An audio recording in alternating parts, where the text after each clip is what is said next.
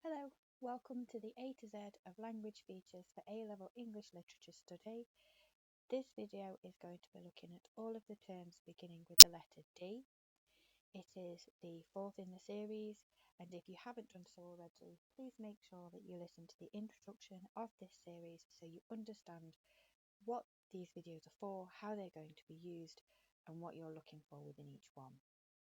The terms for this video are denotation dialogue, diction, diminutive, dramatic monologue, and dystopia. This again is just a small snapshot of all of the language features that you can explore within your literature study, but again, it is not about the amount that you can remember, it is picking one or two from each of these videos and being able to confidently apply them to a variety of different texts. So to take you through some of those terms, basically what they are and some impacts for you to explore, we'll start with denotation. I have mentioned denotation in the last video that I recorded because it is the second half of connotation. Denotation is the literal description of what something is. It's pointing it out without any hidden meaning, if you like, if that can be done. Obviously, as a literature teacher, I would argue that everything has a hidden meaning. But the denotation, if I talk to you about a table, what a table is a piece of wood that's on metal legs and it can be used for leaning on. That's the denotation, literally what it is and nothing more. If we think about the symbolic nature of a table, something that you study on, something that you are reliant on, something that can be used for a variety of different means, something that can be suggestive, something that can be mundane. There are much more connotations. So if you're going to talk about connotation, you need to understand the partnership of denotation. Dialogue, in simple terms, is a conversation. This will appear in almost every piece of writing. So whether you've got a person speaking directly to the audience, whether you've got characters speaking to each other, whether you've got a conversation being recounted, that's what dialogue is. It is a good idea to get used to referring to conversation as dialogue. It enhances your AO1, your ability to write academically. Equally, when we think about the analysis of dialogue, you could start to engage with who's setting the scene, who lays the agenda, who holds the floor, even, who interrupts, who's dominant. All of those things are things to analyse in terms of dialogue. Look at, for example, the way in which one character asks the questions, who gives one word answers. You start to see more of a relationship through dialogue than you can through someone telling you. Diction is what is said. Diction is one person, whereas dialogue refers to two people speaking. Diction is one person's account for something. This would also be the segue into looking at accent dialogue as well. Often it's a direct message.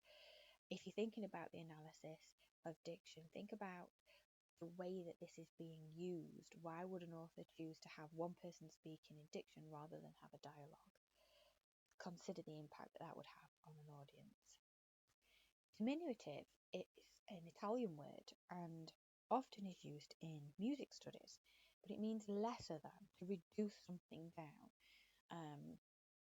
If you consider the way that someone could be seen as a less important character, think about Bianca, for example, in Othello, potentially think about Eunice within A Streetcar Named Desire. That's both relating to a person. You could say the diminutive role could be seen as lesser. However, the symbolic impact on an audience is profound. That would be one method you could use, as using diminutive in a piece of analysis. But please, as I with all of these videos, make sure that this is in line with the question. As I've said, those two examples I've given you so far refer specifically to a character, but you could start to use diminutive in terms of a theme. So although the diminutive theme of class appears in the help, it's actually really controversial for a piece of text. That would be another example that you could use. A dramatic monologue, excuse the colloquialism, but is a loner on stage. It's someone stood on stage on their own, mono meaning one. So the dramatic monologue is someone speaking directly to the audience about their experience. It's a direct message, it's anecdotal, it's normally something that you can't argue with because it's a person's individual experience. It can be very, very useful in terms of connecting with somebody because it is their personal experience. However, that can also be quite alienating. If you don't connect with the speaker on stage, you are immediately ostracized from their message. So that can be quite damaging as well. And the last one on this grid is dystopia. And chances are, again, these terms tend to come in partnership. So you have dystopia and utopia. Utopia being the ideal world, the dystopia being the worst version of a world where everything has gone wrong. One of my favourite pieces of dystopian young adult fiction would be The Hunger Games. Everything is particularly bad. Normally used to illustrate the decline of humanity, often a call to arms by the author that they're saying, this is a warning, watch out for what's going on, thinking about how this could be seen. Now, that's very often used in terms of the setting, but you could also talk about a dystopian character, whether that's appropriate for the tragic genre or whether it's made a cameo appearance in an inappropriate fashion. Again, the importance here is to think about what your question is asking you to do. So if it's talking about how an audience feels uncomfortable with a particular piece of text, to refer to it being as a dystopian piece of work or character can be very useful to increase your academic register and your grade.